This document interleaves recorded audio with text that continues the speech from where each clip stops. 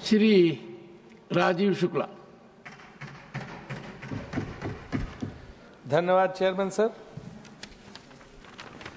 पहले तो वित्त मंत्री जी को बधाई कि मेरे ख्याल से 8वीं बार आपने बजट पेश किया, तो सारे रिकॉर्ड तोड़ दिए उन्होंने, तो इनकी निरंतरता कायम है। मैं इस भाषण को आंकड़ों की बाजीगरी में नहीं फंसाना चाहता। राजीव जी, सब कुछ मेरे माध्यम से। हाँ, अच्छा, बधाई भी आपके माध्यम से है। बधाई भी मेरे माध्यम से। And you can be fully assured कि मेरे यहाँ पर किसी प्रकार का टैक्स डिडक्शन नहीं होगा। I will pass on as it is. तो मैं इस भाषण को एक आम आदमी के भाषण के रूप में रखूंगा। आंकड़ों की बाजीगरी में मैं नहीं जाता, क्योंकि मैं योजना मंत्री रहा हूं। मैंने देखा आंकड़े जो आते हैं नीचे वो नजर नहीं आते सर। नीचे कुछ और माहौल रहता है, ऊपर आंकड़ों में सब कुछ अच्छा दिखता है, लेकिन आंकड़ों में जो दिया जाता है वो नीचे नहीं दिखा जाता। आज अगर मैं पूछूं आपसे कि नीचे जाके अगर आप कोई सर्वे करो, कौन खुश है? आप देखिए, किसान खुश है कि मजदूर खुश है कि छात्र खुश है कि युवा खुश है कि महिलाएं खुश है कि छोटे व्यापारी खुश हैं कि उद्योगपति खुश हैं कि आप ये देखिए कि मैं तो यहाँ कहूँगा क्या पत्रकार खुश हैं, MSME जो उद्योग लगाते हैं वो क्या खुश हैं? कोई गरीब, चाहे सरकारी कर्मचारी, चाहे शिक्षक, यहाँ तक कि जो सांसद भी बैठे नेता, वो भी अंदर से कोई बहुत खुश नहीं है। अंदर से बाहर तो अंदर से उनकी भी अंदर दर्द फूटता। तो ये कुछ होना चाहिए। मैं इसमें कोई आलोचना नहीं है कि ऐसे कुछ सरकार की नीतियाँ होनी चाहिए, ऐसे स्कीम होनी चाहिए। कितने 124 जो है स्कीम्स थी योजना आयोग में, और जिसमें 74 जो है वो 30 के करीब फ्लैगशिप स्कीम थी, और 74 स्कीम्स को जो है उसको घटा के 74 पे लाना था। वो उन फ्लैगशिप स्कीम्स में इतना पैसा जाता है, लेकिन नीचे दरअसल वो नहीं पहुंचता। कितनी भी कोशिश की, नीचे नहीं पहुंचता, इसलिए वो खुशहाली नहीं आती है। तो इसलिए ये बड़ी जिम्मेदारी सरकार की बन जाती है कि कैसे जो है उन स्कीम्स का एक एक पैसा सही व्यक्ति के पास और सही जगह पहुंचे, जिससे उसका फायदा मिले। अब युवा कौन दुखी है? बेरोजगारी, 45% बेरोजगारी बढ़ी है। गांव में लोग बैठे हुए हैं। कोरोना के बाद बहुत लोग गांव चले गए थे, तमाम शहरों से नौकरियां छोड़ के, क्योंकि एक भय था। वो कोई लौट के नहीं आए, मुश्किल से 10% लोग लौट के आए होंगे। वहां भाई भाई लड़ रहे हैं, 2 बीघा जमीन है, उसमें दोनों भाइयों में झगड़ा हो रहा। उनको कैसे वापस लाया जाए, ताकि जो मजदूरों की कमी हो गई है उद्योग में, सब जगह, हर जगह, चाहे वो कृषि उद्योग हो, चाहे वो सूरत का हीरा उद्योग हो, चाहे टेक्सटाइल उद्योग, चाहे मुंबई हो, चाहे बेंगलोर का हो, वो जो है सब गांव में बैठे आपस में, बेचारों के बीच में लड़ाई हो रही है। खाने पीने का जो संकट है, जो पहुंच जाता है उससे खाना होता है। उनको कैसे प्रेरित करके उस युवा शक्ति को, क्योंकि हमारा यही तो क्लेम था कि 60 करोड़ युवा शक्ति भारत के पास है, और दुनिया में किसी के पास नहीं, सबकी पॉपुलेशन बूढ़ी है। अगर उस युवा शक्ति का हम इस्तेमाल नहीं कर पा रहे, अगर युवा शक्ति जो है बैठी हुई है घर में, तो फिर ये बहुत बड़ी जिम्मेदारी हम सब की बन जाती है कि उनको कैसे वापस काम पे लगाया जाए। तो एक वो बहुत बड़ा चैलेंज है जो हमें देखना पड़ेगा कि जो लोग वहां पे गए, उसके लिए व्यापार बढ़ाना पड़ेगा। जो 30% MSME, जो छोटे छोटे उद्योग बंद हो गए, उनको कैसे रिवाइव किया जाए। उनको महंगी बिजली दर की वजह से, महंगी मजदूरी की वजह से, और बैंकों से भी सहायता नहीं मिलती, तो उनको कैसे पुनर्जीवित किया जाए ताकि लोगों को रोजगार मिल सके और रोज लोग वहां पे जाए। अब आपने देखा होगा कि इसमें एक बहुत बड़ा निर्मला जी जो ये GST का है। हम ठीक है, आप प्रयास कर रहे हैं, सारे जितने वित्त मंत्री हैं, सबके काउंसिल है, सब कोशिश करते हैं और कैसे, लेकिन सिर्फ टारगेट होता कि रेवेन्यू बढ़ाओ, पैसा, मतलब ये लक्ष्य हो गया है। सफलता इसको मानी जाती कि इस बार हमने इतने पैसे इकट्ठे कर लिए GST से। कैसे किए, जरा इसको भी तो देखो। कैसे व्यापारी परेशान है, कैसे दुकानदार परेशान है, कभी ये दर्द भी देखो। कैसे GST वाले गलत तरीके से उनको धमका के, तंग करके, अगर GST 4 रुपए है तो 40 बता के कैसे ले रहे। क्योंकि इसमें आलोचना की बात नहीं है, ये दोनों पक्ष है, इसलिए प्लीज शांत रहो। जो है ये उनको कैसे, इनका दर्द और दुख के लिए भी एक मीटिंग आप बुलाइए उनकी, और पूछिए कि किस दिक्कत में है GST के वो सब लोग। कैसे आपका ठीक है, वो टारगेट आपका मिल गया, अचीव कर लिया, अफसरों ने कहा साहब ऊपर दिल्ली से टारगेट में हमें तो कैसे करना, तुम जबरदस्ती इतना जमा कर दो, नहीं जमा करोगे तो हमारी नौकरी का सवाल है। इस बेसिस पे जो है GST इकट्ठी हो रही है, और उसकी वजह से इतना व्यापारी तंग हो रहा कि या तो वो उस व्यापार का विस्तार नहीं कर रहा, एक्सपेंशन नहीं कर रहा, और या फिर बंद कर दे रहा।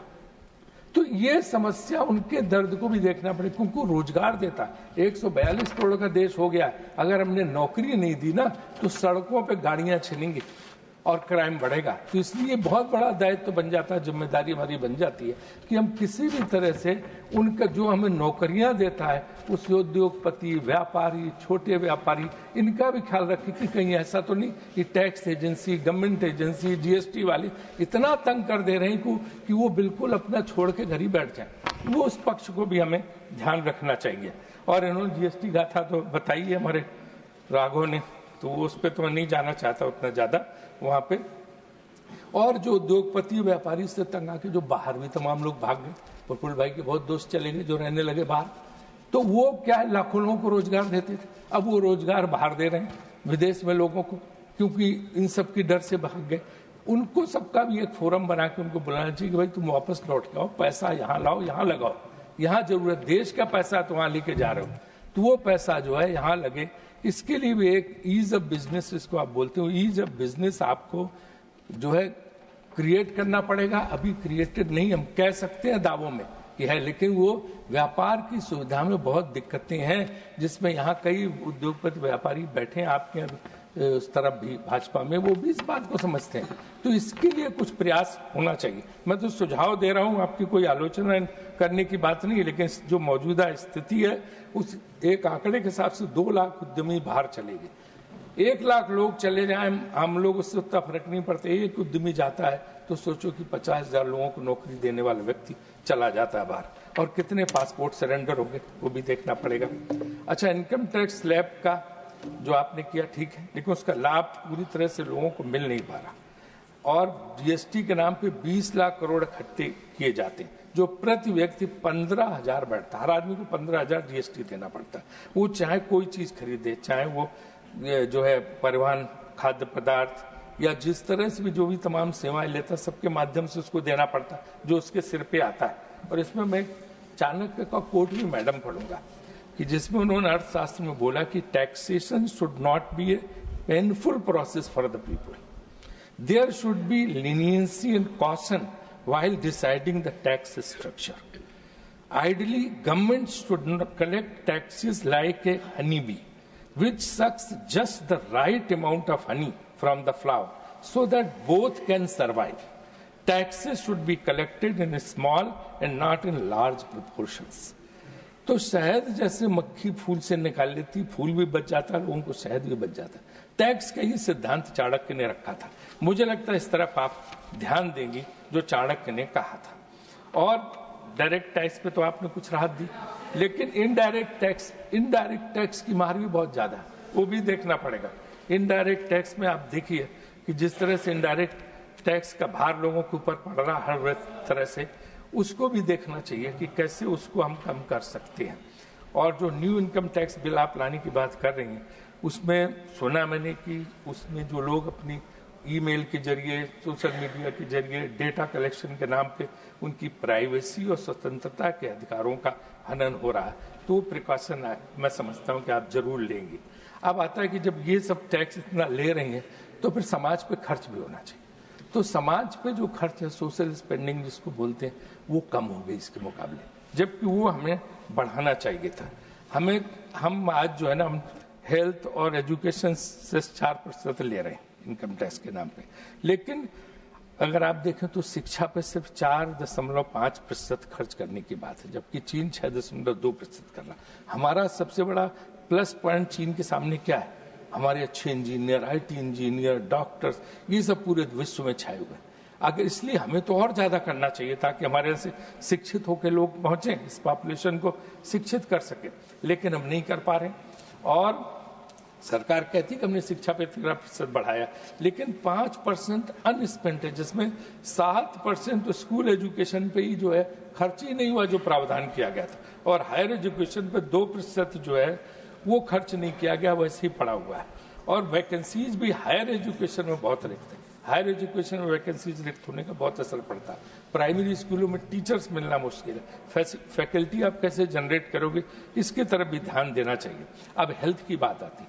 हेल्थ पे हमारी स्वास्थ्य नीति में कहा गया था कि हम 2.5% खर्च करेंगे, लेकिन सिर्फ 1.94 2% से कम हम खर्च कर रहे हैं। कोरोना का आपने काल याद होगा, आपको वो समय याद होगा, ऐसा लग रहा था कि करोड़ों रुपए आपके पास रखा है लेकिन आप जान नहीं बचा पा रहे थे। परेशान लोग घूम रहे थे। कितने लाख रुपए एक सिलेंडर के लिए लोग देने को तैयार थे, एक इंजेक्शन के लिए लाखों देने को तैयार थे, लेकिन इंजेक्शन नहीं थे, स्वास्थ्य सुविधा नहीं थी। कितना बड़ा हाहाकार था। ये भगवान ने दिया था चेतावनी कि भाई हमें सबसे ज्यादा जोर अपने हेल्थ सेक्टर पे देना चाहिए, अपनी स्वास्थ्य सुविधाओं को बढ़ाना चाहिए। उस पर अगर हम 1.95 से खर्च करेंगे, 2% से कम खर्च करेंगे, कैसे होगा? तो इसमें मेरे आपसे अनुरोध है, मेरा आग्रह है कि स्वास्थ्य पे तो विशेष ध्यान देना चाहिए, स्वास्थ्य खर्च को और बढ़ाना चाहिए। इतनी सुविधा करनी चाहिए ताकि आम आदमी, गरीब आदमी लोग उसका लाभ ले सकें। और ये तब है जबकि आपने तमाम सब्सिडी स्लैश कर दी, कम कर दी। फूड सब्सिडी कम हो गई, फर्टिलाइजर सब्सिडी कम हो गई, रेलवे के सारे कंसेशंस वापस ले लिए हैं आपने। तो ये जो है फिर दूसरी जगह ही जाना चाहिए, स्वास्थ्य, शिक्षा, इन सब पे, और लोगों को सोशल सेक्टर में इसमें मदद मिलनी चाहिए। जहाँ तक पब्लिक खर्च की बात है तो 185 लाख करोड़ जो है लोगों पे कर्ज बढ़ गया, और FDI भी हमारी घटती जा रही है। रूपी डिवैल्यू हो रहा है, आपको पता है, उसके लिए $44 बिलियन RBI कोशिश कर रही है, लेकिन वो हमें उस पर तरफ ध्यान देना चाहिए कि हमारा एक्सपोर्ट बढ़े तो शायद कुछ उससे हमें उसका लाभ मिले। अब टैरिफ वाली बात उन्होंने चिदम्बरम साहब ने कह दी, मैं इस पर नहीं जाना चाहता हूँ, लेकिन सुना है कि अप्रैल के बाद से 2 लाख करोड़ का असर भारतीय व्यापार पर पड़ेगा। अगर वो पड़ेगा तो उसके बचाव के रास्ते में देखने चाहिए, क्योंकि बहुत बड़ा झटका हमारे व्यापारी और उद्योगपतियों को लगेगा, जिसका पूरे देश की अर्थव्यवस्था पर फर्क पड़ेगा। अब एक जुडिशरी का पॉइंट हर बार उठा है। जुडिशरी में भी जो है इंफ्रास्ट्रक्चर की बहुत कमी है, खासतौर से लोअर जुडिशरी बहुत बुरी हाल है, हाई कोर्ट्स की बहुत बुरी स्थिति। एक ही बात कही जाती है कि पद बहुत खाली पड़े, ठीक है, पद खाली पड़े, उनको तो भरना अलग बात, इसके अलावा इंफ्रास्ट्रक्चर कमेटी क्रिएट करो। तो मेरी आपसे मांग होगी चेयरमैन के माध्यम से, एक बार बिल आया था, हमारी सरकार भी लाई थी, उसके बाद आपकी सरकार भी लाई थी, लेकिन उसको सुप्रीम कोर्ट ने बाद में टर्न डाउन कर दिया। तो आप जुडिशरी का, जुडिशियल रिफॉर्म्स का पूरा बिल तैयार करके, उसमें सब रिफॉर्म्स की भी जरूरत है, जिसमें national judicial appointment and accountability bill, accountability, जवाबदेही भी उसमें फिक्स करके एक पूरा होना चाहिए, क्योंकि जुडिशरी जो है उस सब चीज में रिफॉर्म कर रही है।